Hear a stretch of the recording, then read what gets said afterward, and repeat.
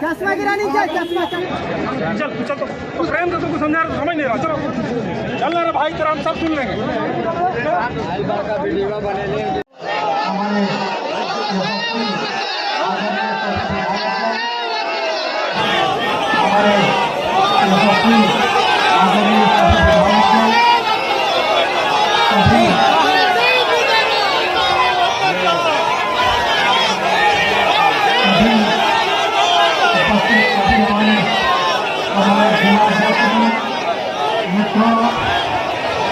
मैं आपका स्वागत करता हूँ माननीय राजनाथ सिंह और आपकी करता भारतीय जनता पार्टी का कार्यकर्ता होने के नाते माननीय राजनाथ सिंह जी को मैं अनुरोध करूँगा, भारतीय जनता पार्टी का वापस आओ, आपका स्वागत। निकम्मा सांसद वापस आओ, निकम्मा सांसद वापस आओ। माननीय नहीं चाहिए, नहीं चाहिए, नहीं चाहिए। भारतीय जनता पार्टी का कार्यकर्ता निकम्मा सांसद हम सबों को नहीं चाहिए, जिसको भी प्रत्याशी बनाएगी पार्टी का हर कार्यकर्ता हम सब मिलकर उसको जिताने का प्रयास। पार्टी ने मेरे जैसे साधारण कार्यकर्ता को 2 बार अवसर दिया है। मैं पार्टी के कार्यकर्ता और चतरा लोकसभा के सभी कार्यकर्ता और लोगों के राजनाथ सिंह जी जिंदाबाद, भारतीय जनता पार्टी जिंदाबाद। हमारे तीनों जिला के जिलाध्यक्ष चतरा रामदेव सिंह भोक्ता जी, लातेहार पंकज सिंह जी, पलामू अमित तिवारी जी, अपने आदरणीय रक्षा मंत्री श्री राजनाथ सिंह जी का हार्दिक अभिनंदन और हार्दिक स्वागत कर रहे हैं। पूरे लोकसभा की ओर से हार्दिक अभिनंदन स्वागत करते हैं। भीड़ न लगाए, थोड़ा पीछे रहे। आदरणीय रक्षा मंत्री जी का चतरा लोकसभा की ओर से हार्दिक अभिनंदन, हार्दिक स्वागत। भारतीय जनता पार्टी जिंदाबाद, जिंदाबाद। ऐसे प्रकट हुए मैं नहीं जानता,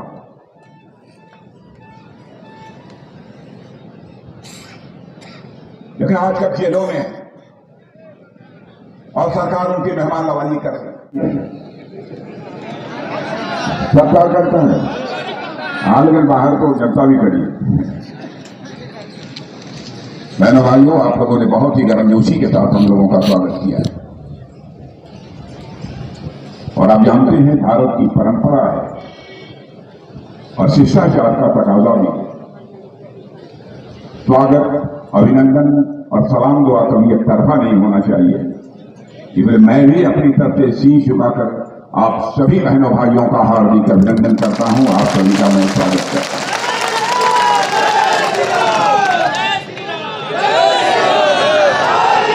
लंबे समय के बाद चतरा की किसी सार्वजनिक सभा को संबोधित करने के लिए आप सबके सामने खड़ा होने का मुझे अवसर प्राप्त हुआ है। देर से आया हूं, लंबे समय के बाद आया हूं, फिर भी आप सबने बहुत ही गर्मजोशी दिखाई है स्वागत करने। इसके लिए मैं आप सबके प्रति आभार व्यक्त करता हूं।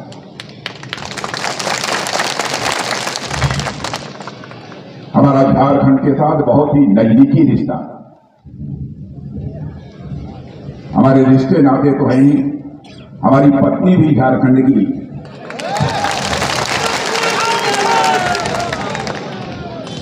आप यह समझ सकते होंगे कि आपके साथ हमारा कितना आत्मीय रिश्ता है।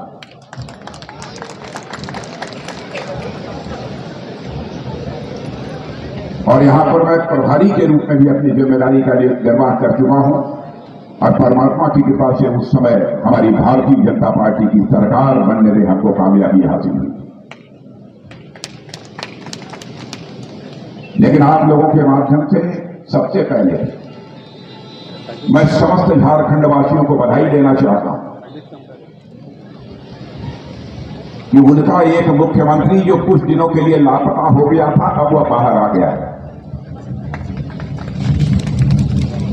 और वह मुख्यमंत्री इस समय सरकार के मेहमान के रूप में जेल में।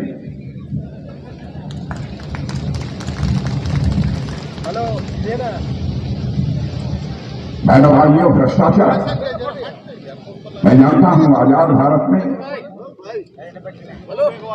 कांग्रेस की सरकारों को भी आपने काम करते हुए देखा होगा। शायद ही ऐसी कोई सरकार रही हो कांग्रेस की जिस सरकार के ऊपर, उस सरकार के मंत्रियों के ऊपर भ्रष्टाचार के आरोप न लगे। लेकिन मैं डंके की चोट पर कह सकता हूं, हम लोगों की सरकार के बने 10 वर्ष पूरे होने जा रहे हैं।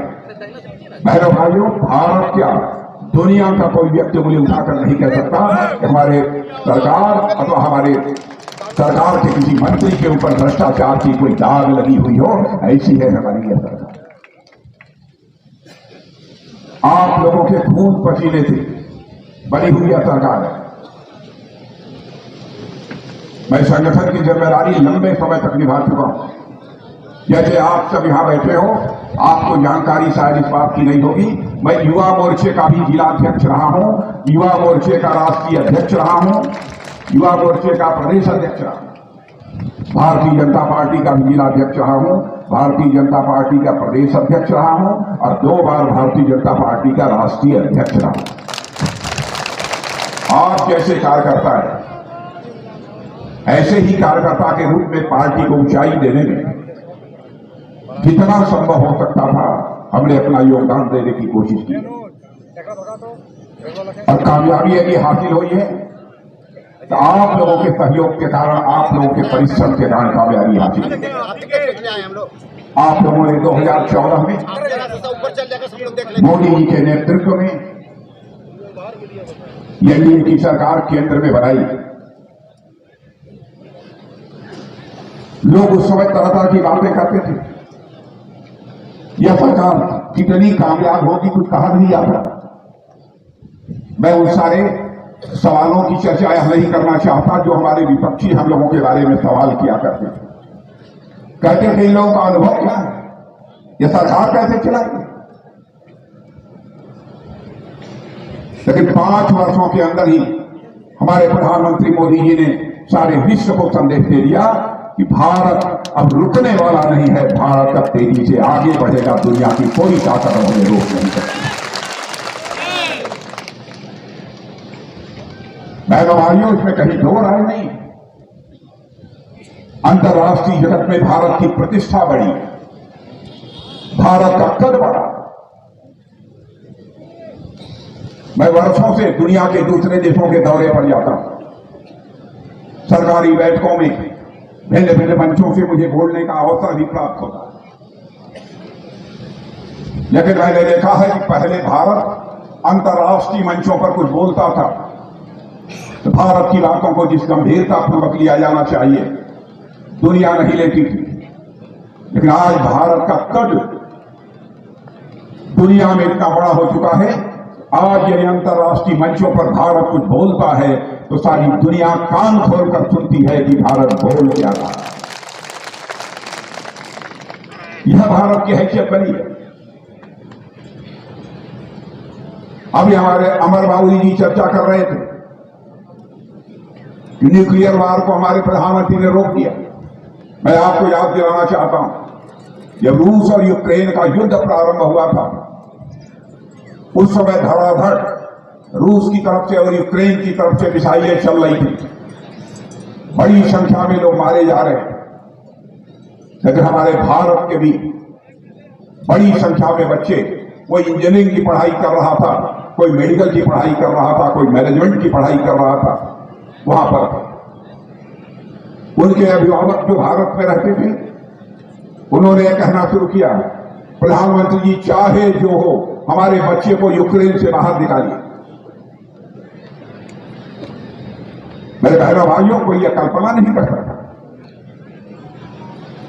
हमारे प्रधानमंत्री ने रूस के राष्ट्रपति मिस्टर पुतिन से बात की, यूक्रेन के राष्ट्रपति मिस्टर जेलेंस्की से बात की और अमेरिका के राष्ट्रपति मिस्टर बाइडेन से बात की, 4.5 घंटे के लिए युद्ध रुक गया और हमारे भारतवासी बच्चे भारत आ गए। यह है हमारा भारत।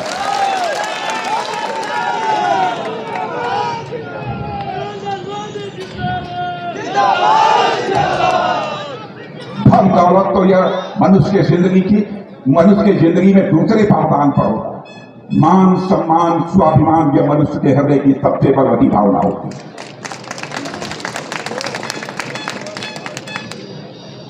भारत यदि आजाद हुआ है तो आप जानते हैं चंद्रशेखर आजाद, सरदार भगत सिंह, खुदीराम बोस, अशफाक उल्लाह खां जैसे नौजवानों ने हंसते हंसते फांसी को फंदे को छीन लिया था। इसी राष्ट्रीय स्वाभिमान की भावना के कारण तब जाकर यह भारत आजाद हुआ। भारत को आजादी ऐसे ही नहीं मिली, लेकिन स्वाभिमान के साथ साथ संयम भी होना चाहिए। स्वाभिमान के कारण मन के अंदर अहंकार नहीं पैदा होना चाहिए। मैं सभी कार्यकर्ताओं से अपील करना चाहता हूं,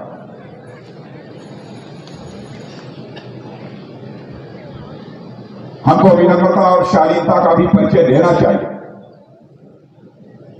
पार्टी जो फैसले करेगी, जो भी फैसले करेगी, और मैं आपको याद दिलाना चाहता हूं, 25 साल की उम्र में मुझे सांसद का टिकट मिला था।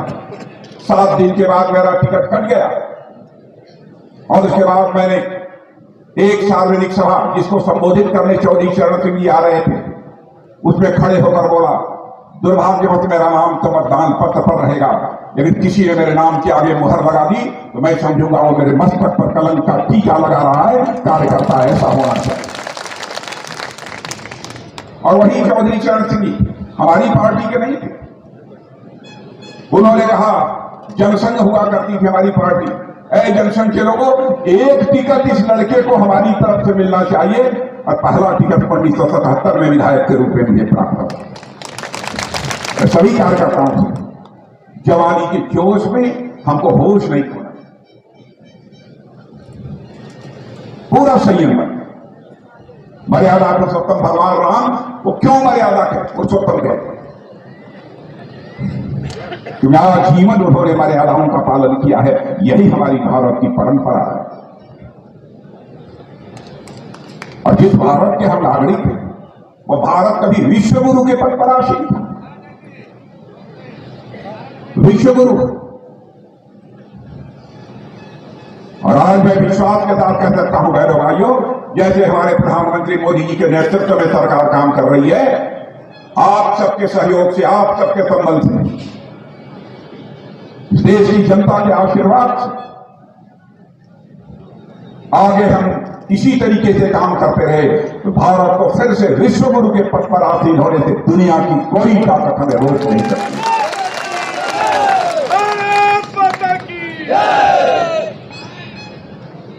अब हमारे अमर बाउरी बतला रहे थे कि हम दुनिया के 5 देशों में आकर खड़े हो गए धन दौलत के आकार के मामले में, इकोनॉमी की साइज के मामले में। पहले हम 11वें स्थान पर खड़े, 11वां स्थान हुआ था, और 7 वर्षों के अंदर यह करिश्मा हो गया कि भारत धन दौलत के मामले में, अर्थव्यवस्था के आकार के मामले में दुनिया के टॉप 5 कंट्रीज में आकर हमारा यह भारत खड़ा हो गया। मेरे भाइयों, इससे बड़े गौरव की बात हम सबके लिए क्या हो सकता है। और इतना ही नहीं, दुनिया की मानी जानी फाइनेंशियल फॉर्म्स, वित्तीय संस्थाएं जो हर देश की धन दौलत के बारे में, उसकी आर्थिक स्थिति के बारे में समीक्षा करती रहती, उन्होंने, बड़े बड़े अर्थशास्त्रियों ने कहा, अरे भाई, भारत जितनी तेजी से आपके साथ आगे बढ़ रहा है, अब इस सच्चाई को भी नकारा नहीं जा सकता है कि 2027 प्रारंभ होते होते भारत अर्थव्यवस्था के आकार के मामले में, धन दौलत के मामले में दुनिया की टॉप 3 कंट्री में आकर खड़ा होगा। इस देश की जनता के संबल, इस देश की जनता के सामर्थ्य के आधार पर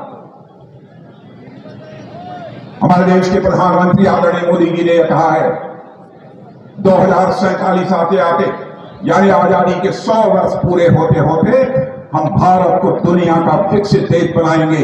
सच्चाई तो है, दिल से हमारे कोई पूछे, हम भारत को सुपर इकोनॉमिक पावर बनाना चाहते हैं, विश्व की एक आर्थिक महाशक्ति बनाना चाहते हैं। यदि हम विश्व की आर्थिक महाशक्ति बनना चाहते हैं तो लोगों सारी दुनिया पर अपना रुतबा जमाने के लिए नहीं करना चाहते। यह हमारा चरित्र नहीं रहा है भारतवासियों का।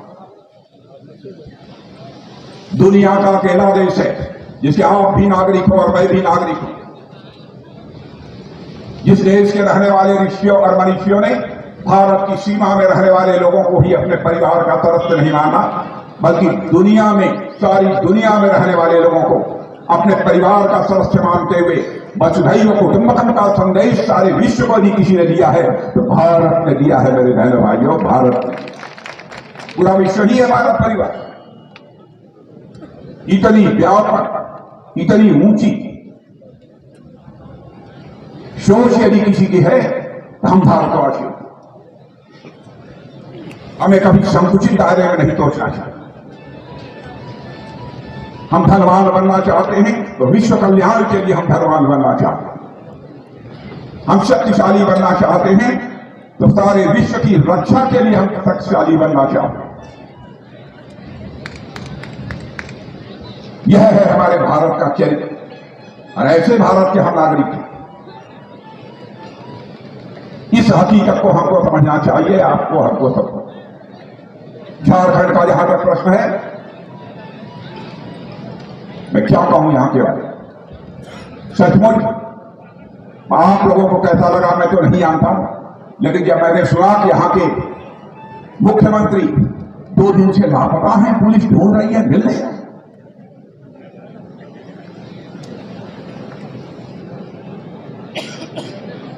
तो मुझे तरस आई। आज तक भारत के इतिहास में मैंने यह नहीं सुना था कि किसी राज्य का मुख्यमंत्री लापता हो जाए और लोग ढूंढते रहे, पता ही नहीं चले। पता नहीं 2 दिन के बाद कैसे प्रकट हुए, मैं नहीं जानता।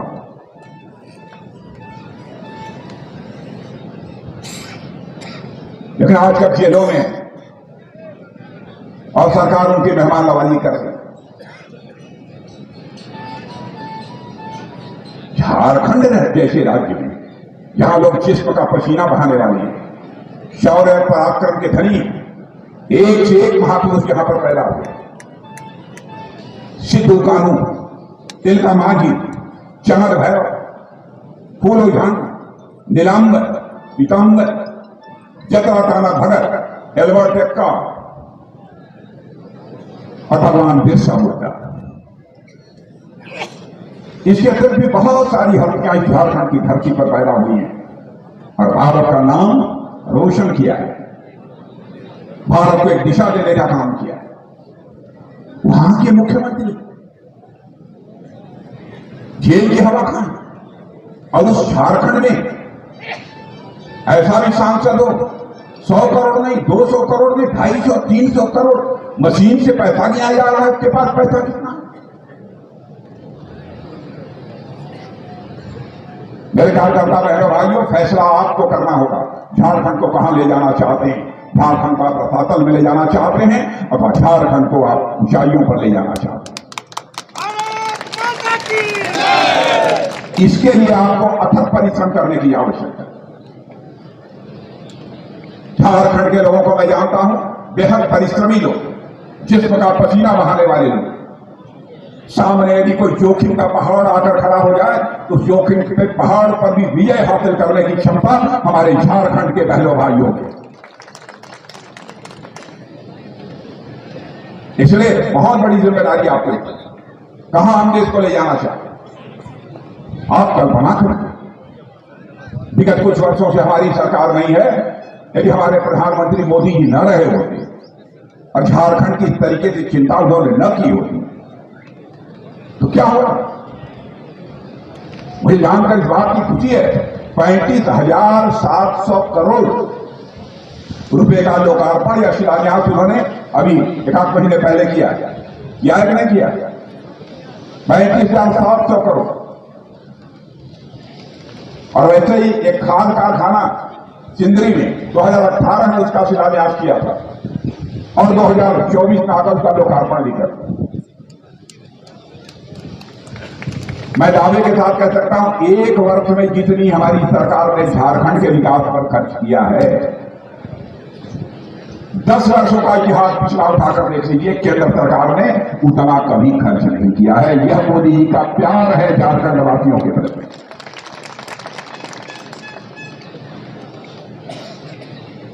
मैं जानता हूं यह किसान श्रमिक और सेना में मैंने देखा कि यहां जवान भी, भारत की सीमाओं पर रक्षा करने वाले जवानों को जब मैं मिल रहा था, गलवान घाटी में गया था, वहां पर मैंने देखा कि हमारे कुछ झारखंड के जवान भी वहां पर। मेरे भाइयों, हमारा मस्तक सचमुच गर्व के साथ ऊंचा हो गया। बैठिए, गर्व के साथ ऊंचा हो गया। झारखंड के मान सम्मान और स्वाभिमान की चिंता आपको करनी है। जिस पार्टी के आप कार्यकर्ता हैं, तो विशेष रूप से यह जिम्मेदारी आपके कंधों पर है। मान सम्मान स्वाभिमान यह मनुष्य के हृदय की सबसे बलवती भावना होती है। मनुष्य जिंदगी में सब चीज से समझौता कर सकता है, लेकिन अपने मान सम्मान स्वाभिमान से कभी समझौता नहीं करता। क्या आपको इस बात पर फक्र नहीं होता है कि भारत जब भी पहले कांग्रेस चुनाव आता था बराबर वादे करती थी, हमारी सरकार बना दो, हम गरीबी समाप्त कर देंगे। क्या यहां की गरीबी कांग्रेस समाप्त कर पाई? लेकिन मैं नहीं कह रहा। भारत और दुनिया की सर्वेक्षण एजेंसियां इस सच्चाई को स्वीकार करती हैं और नीति आयोग ने कहा है कि मोदी जी ने 9 वर्षों के अंदर इस भारत में 25 करोड़ लोगों को गरीबी रेखा से बाहर करने में कामयाबी हासिल की। कितने लोगों को पक्के मकान मिले। यदि झारखंड में हमारी सरकार रही होती तो और करिश्मा आपको देखने को मिले। हम जाते थे पहले इसी झारखंड में, छत्तीसगढ़ में भी मैंने काम किया है, झारखंड में भी काम किया। माताएं बहनें दूर दराज क्षेत्रों से जाकर सिर पर पानी रखकर घड़े पर खड़ा रखकर अपने घरों में वो वापस लौटती थी। मेरे भाइयों, हमारे प्रधानमंत्री ने फैसला किया कि हम हिंदुस्तान में एक भी कच्चा घर नहीं रहने देंगे, सबके लिए हम पक्की छत मुहैया कराएंगे। पहली बार किसी प्रधानमंत्री ने सोचा है। उस प्रधानमंत्री का नाम है श्री नरेंद्र मोदी। घर घर में नल पहुंचाएंगे, नल के माध्यम से जल देंगे। गरीब परिवार की माता बहन के भी आंखों से खाना बनाते समय अंगीठी और लकड़ी के धुएं से आंसू नहीं आना चाहिए। इतनी संवेदना किसमें रही? एलपीजी गैस सिलेंडर मुहैया कराए। मैं माताओं बहनों को बधाई देना चाहता हूं। 100 रुपये सिलेंडर और सस्ता हो, इस सरकार ने और सस्ता किया। बड़े बड़े परिवारों की माताओं बहनों की इज्जत असमत नहीं होती है। गरीब परिवारों में रहने वाली माताओं बहनों की भी इज्जत होती है, उसकी भी सुरक्षा करना ये हमारी जिम्मेदारी। बाहर शौचालय के लिए जाना पड़े। क्या कभी सोचा था कोई ऐसा प्रधानमंत्री आएगा जो घर घर में कहेगा हम शौचालय बनाएंगे? लोगों के स्वास्थ्य की चिंता करेंगे। मैंने देखा प्रत्यक्ष अपनी आंखों से। गरीब तो छोड़ो, जिनके पास 10, 15 20 एकड़ जमीन रहती थी, यदि बूढ़ा बीमार हो जाता था, घर में लोग कहते थे कहां से इतना पैसा पाएंगे, कहां से इनका इलाज करेंगे। अब हमारी सरकार काफी लोगों को आयुष्मान भारत कार्ड मुहैया करा चुकी है और 5 लाख रुपए तक का मुफ्त इलाज की पक्की गारंटी है। या मोदी की गारंटी है।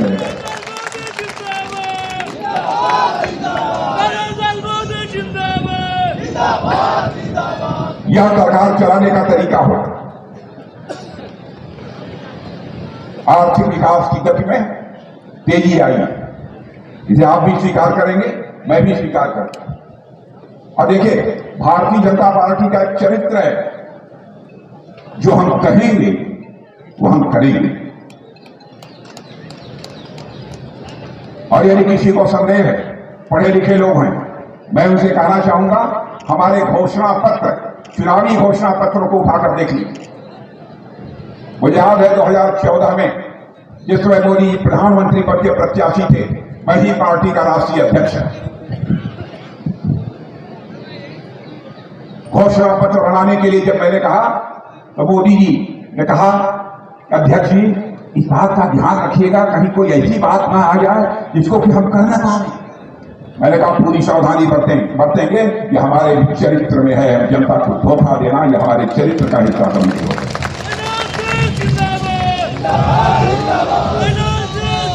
और 2019 में जब चुनावी घोषणा पत्र बनने लगा तो उसकी भी जिम्मेदारी उन्होंने कहा कि हमारे पूर्व अध्यक्ष राजनाथ सिंह जी संभाले। पूरी सावधानी हम लोगों ने बरती। और मैं आपको याद दिलाना चाहता हूं, जो जो वादे हमने 51 में किए थे यदि पूरे नहीं कर पाए तो उसको बराबर दोहराते। हमने जनता के भरोसे को नहीं टूटने दिया है मेरे बहनों भाइयों। हम टूट जाए यह मंजूर है, लेकिन जनता का भरोसा नहीं टूटना चाहिए, यह हमारा चरित्र है।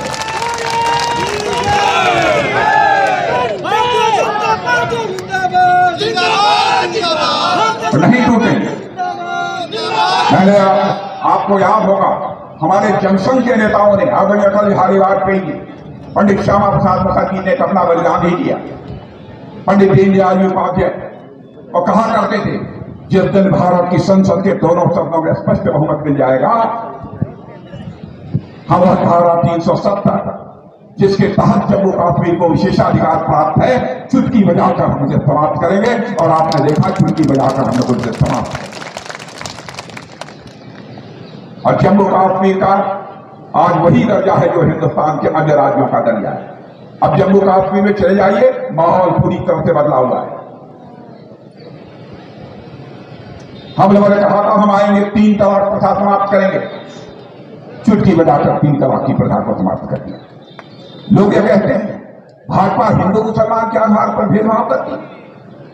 आरोप लगाने वालों को मैं कहना चाहता हूं, हम तुष्टीकरण की राजनीति नहीं करते हैं, हम राजनीति करते हैं इंसाफ और इंसानियत की राजनीति करते हैं।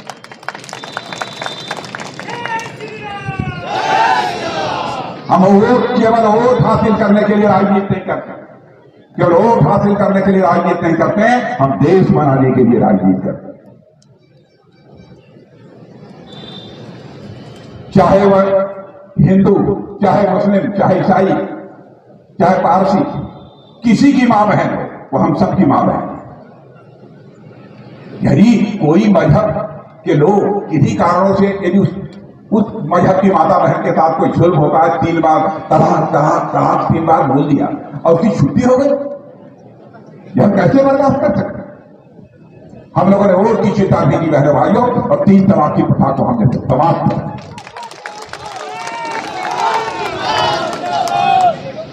नागरिकता कानून अफगानिस्तान, बांग्लादेश और पाकिस्तान में जो चाहे हिंदू हो, सिख हो, ईसाई हो, पारसी हो, जो पहले भारत के नागरिक थे, उनका वहां धार्मिक उत्पीड़न हो रहा था। आ रहे हैं भारत, हम लोगों ने फैसला किया उनको हम नागरिकता दें, नागरिकता का कानून पास करके। इस पर भारतीय जनता पार्टी सांप्रदायिक यह आरोप लगता है। मैं पूछना चाहता हूं हमारे ऊपर आरोप लगाने वाले लोगों से, हमारे दल के ऊपर और हमारे नेताओं के ऊपर आरोप लगाने वालों से पूछना चाहता हूं, क्या कारण है जिस पाकिस्तान में 23.5% हिंदू थे, आज उनकी संख्या 3-3.5% क्यों रह गई? हम लोगों ने किसी दूसरे धर्म के लोगों पर इस प्रकार का जुल्म नहीं ढाया। दूसरे धर्म के लोगों की जनसंख्या भी हमसे कहीं तेजी से बढ़ गई, लेकिन हमें कोई आपत्ति नहीं। और इसकी चर्चा इसलिए कर रहा हूं कि जो हम लोगों ने कहा था करके दिखाया। हम लोग 1984 से कहते चले आ रहे हैं, अपने घोषणा पत्र में भी कहते हैं रामलला हम आएंगे और मंदिर वही बनाएंगे।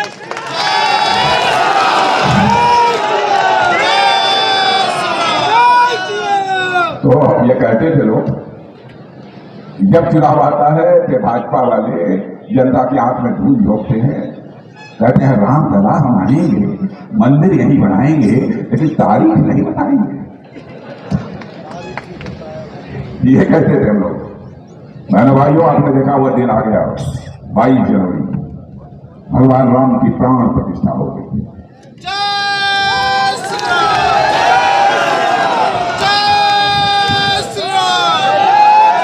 अब स्वयं हमारे प्रधानमंत्री ने वो प्राण प्रतिष्ठा की, सारे धर्माचार्यों की उपस्थित, उनके आशीर्वाद से।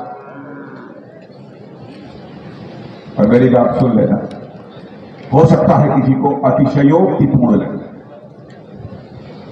राम लला अपनी कुटिया से चलकर अपने राजमहल पहुंच चुके हैं। भारत में राम राज्य आकर रहेगा मेरे बहनों भाइयों।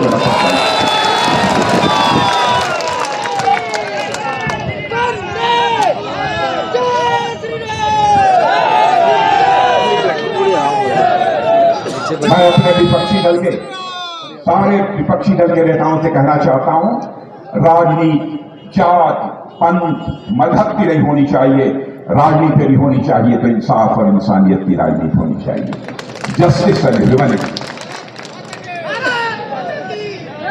भारत माता की, भारत माता की। बहनों भाइयों, ये लोग हमारे विपक्षी दल के लोग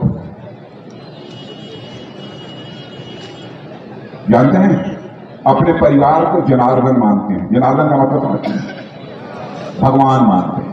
ये अपने परिवार को जनार्दन मानते हैं, नहीं भगवान मानते हैं। हम लोग जनता को जनार्दन मानते हैं, उन्हें अपना भगवान मानते हैं। हमारे और उनके में मौलिक अंतर है। इसलिए मैं आप लोगों से कहना चाहता हूं कि हम राजनीति सरकार बनाने के लिए नहीं, देश बनाने के लिए करते हैं। ट्रैक रिकॉर्ड मोदी जी की सरकार का शानदार है। ट्रैक रिकॉर्ड मोदी जी का शानदार है। पहले कांग्रेस के लोग कहते अरे भाई वादा हो गया, करो न करो, बैठे रहो। एक तरीका यह भी होता है, इनएक्शन, यानी कुछ न करना, यह भी करने का एक तरीका होता है। कुछ न करना भी एक करने का तरीका होता है। तो अंग्रेजी में कहते हैं inaction is also a form of action, अंग्रेजी में कहते हैं। लेकिन हम लोग कुछ करने को भी करना नहीं कहते हैं, हम तो दिन रात करने को ही करना कहते हैं। यह हमारे और उनके बीच मौलिक अंतर है। हम टारगेट तय करते हैं, लक्ष्य तय करते हैं, और बहनों भाइयों जान लगा देते हैं उस लक्ष्य को भेजने के लिए। यह है हमारी भारतीय जनता पार्टी। लोक कल्याणकारी योजनाएं सामाजिक सशक्तिकरण के लिए जनता तक हम लोगों ने पहुंचाया। लास्ट माइल डिलीवरी, विजय सेंटर पर रथ निकला होगा, जाकर रथ यह पूछ रहा है, कार्यकर्ता इकट्ठे हो रहे हैं, जनता इकट्ठे हो रही है, जिसको लाभ नहीं मिला है वो कह रहा को लाभ नहीं मिला, उसको लाभ मुहैया कराया जा रहा है। बड़े दरवाजे दरवाजे तक पहुंचने का काम हमारे प्रधानमंत्री जी कर रहे हैं। यह है हमारे भारतीय जनता पार्टी को चरित्र। और हम लोग ऐसे नहीं है कि कभी हमको सफलता मिल जाए तो हिम्मत हार कर बैठ जाए। आपने देखा होगा, मैं आपको बताता हूं, चंद्रयान नाम सुना है, पीछे के लोगों ने सुना है, आप सब लोग। चंद्रयान के पहले जब भेजा गया तो विफल हो गया, सफल नहीं हो पाया, ऊपर नहीं पहुंचा। चंद्रयान 2 जब गया, जब विफल हो गया तब वैज्ञानिक हताश हो। हमारे प्रधानमंत्री जी सीधे पहुंचे वैज्ञानिकों के पास, उन्होंने कहा हताश मत होइए, हिम्मत से काम लीजिए, हम आपके साथ खड़े हैं। वैज्ञानिकों का हौसला उमदा होगा। और बहनों भाइयों, आपको जानकर आश्चर्य होगा कि हमारे वे ही वैज्ञानिक ऐसा चंद्रयान उन्होंने छोड़ा कि चंद्रमा के दक्षिणी ध्रुव पर जाकर वह लैंड कर गया। बहनों भाइयों, यह है हमारा भारत, यह है हमारा भारत। और आपको मालूम 15 लाख किलोमीटर चलकर हम लोग सूर्य के नजदीक पहुंचे। यह है भारत, यह है भारत। इसलिए मैं आपको कह रहा हूं, आप अपनी आंखों से नए भारत का निर्माण होते हुए देख रहे हैं, नए भारत का निर्माण होते हुए देख रहे हैं। आप सब सौभाग्यशाली हैं, हम सब सौभाग्यशाली हैं। यह सौभाग्य सभी को प्राप्त नहीं होता। और एक याद दिलाना चाहता हूं, प्रधानमंत्री किसान सम्मान निधि में तो 6,000 रुपये हर साल किसानों को मिल ही रहा है। एक मैं याद दिलाना चाहता हूं, कांग्रेस की सरकार ने भी कुछ किया होगा। हर सरकार कुछ न कुछ करती है, तो हम कुछ न कुछ वो भी करेंगे। लेकिन राजीव गांधी जी एक बार इतने मजबूर होकर उन्होंने कहा, क्या करें, हम ऊपर से 100 पैसा भेजते हैं, नीचे पहुंचते पहुंचते मुश्किल 14 पैसा लोगों तक पहुंच पाता है, यानी 86 पैसा भ्रष्टाचार की भेंट है। और देश का प्रधानमंत्री लाचारी व्यक्त कर रहा है। इस चुनौती को यदि किसी ने स्वीकार किया तो 56 इंच के सीने वाले हमारे प्रधानमंत्री मोदी जी ने स्वीकार किया। जनधन, आधार, मोबाइल, क्या ऐसी त्रिमूर्ति उन्होंने तैयार कर दी मेरे बहनों भाइयों। क्या आज दिल्ली के बैंकों से 100 पैसा चलता है तो 100 का 100 पैसा आपकी जेब में पहुंचता है। यह है हमारी सरकार। भाषण देकर भ्रष्टाचार को समाप्त नहीं किया जाता। भ्रष्टाचार को समाप्त करने के लिए सिस्टम में बदलाव लाने की आवश्यकता है। हम लोगों के पास विकास का विजन है, हमारे पास विकास का मिशन है और हमारे पास विकास का पैशन है। तीनों चीज। इसलिए मैं आप लोगों से कहना चाहता हूं, इंडी आजकल सब लोगों ने हाथ मिलाकर एक भारतीय जनता पार्टी का विरोध करने का फैसला किया है, लेकिन उनकी यह मुराद भी पूरी नहीं हो पा रही। रोज कोई न कोई इंडी गठबंधन से अलग निकल रहा है। मैंने भाइयों भानुमति का नाम सुना है, भानुमति का कुलबा जोड़ा, कहीं का ईट और कहीं का रोड़ा जोड़ा। विचारों की कोई साम्यता इनके अंदर नहीं। भारतीय जनता पार्टी हारनी चाहिए, इसलिए सब लोग इकट्ठा होने की कोशिश हो रहे हैं, लेकिन उसके बावजूद भी इकट्ठा नहीं हो पा रहे हैं। इसलिए मुझे लगता है परमात्मा भी चाहता है तीसरे टर्म में ही नहीं बल्कि चौथे टर्म में भी भारत का प्रधानमंत्री कोई बनना चाहिए तो नरेंद्र मोदी उनको प्रधानमंत्री बनना। इसलिए मैं आप सभी लोगों से अपील करना चाहता हूं, पूरी ताकत लगाकर बड़े मन से काम करिए। कार्यकर्ताओं, बड़े मन से काम करो। अटल जी बराबर कहा करते थे, छोटे मन से कोई बड़ा नहीं हो सकता, टूटे मन से कोई खड़ा नहीं हो सकता। छोटे मन से कोई बड़ा काम नहीं किया जा सकता, टूटे मन से भी कोई बड़ा काम नहीं किया जा सकता। और भारतीय जनता पार्टी का काम तो सचमुच ईश्वरीय कार्य है। भारत माता का मस्तक ऊंचा करने की जिम्मेदारी हम लोगों ने ले रखी, विश्व में ऊंचा करने यह जिम्मेदारी ले रखी। इस भाव से हम सबको काम करने की जरूरत है। आप जाइए, बूथ के द्वार पर जाइए, पन्ना प्रमुख बने हों उनकी बैठक करिए, कौन नए मतदाता बने हों उसके साथ संपर्क कीजिए। मतदान होता है उस दिन लाकर उनको बूथ पर वोट डलाइए। यह सब सारी जिम्मेदारियां आपको ही निभानी। निभाएंगे कि नहीं निभाएंगे? पक्का आप उठाइए, ताली बजाइए। ध्यान रखिएगा, चाहे जो कुछ भी हो जाए, यह आपका वचन पूरा होना चाहिए, पूरा होगा ऐसा मेरा पूरा विश्वास है।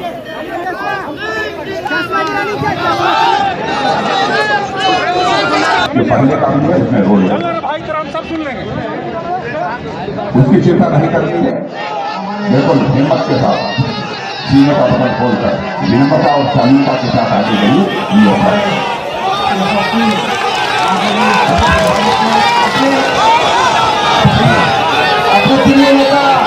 का संबोधन सुना है और विश्वास करना चाहते हैं कार्यकर्ताओं के माध्यम से अभिलाषी के पवित्र नगरी में देश के यशस्वी रक्षा मंत्री हम कार्यकर्ताओं को उद्धार के लिए आए।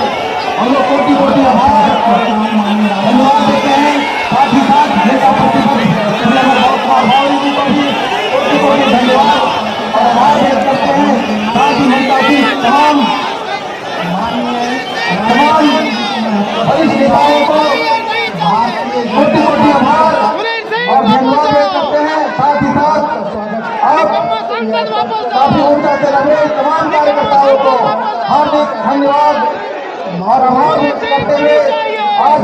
कार्यक्रम की समाप्ति की घोषणा की जाती है। बहुत बहुत धन्यवाद।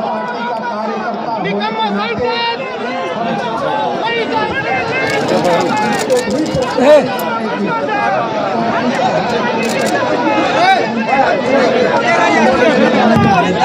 पार्टी ने मेरे जैसे साधारण कार्यकर्ता को 2 बार अवसर दिया है। मैं पार्टी के कार्यकर्ता और चतरा लोकसभा के सभी कार्यकर्ता और लोगों के राजनाथ सिंह जी जिंदाबाद, भारतीय जनता पार्टी जिंदाबाद।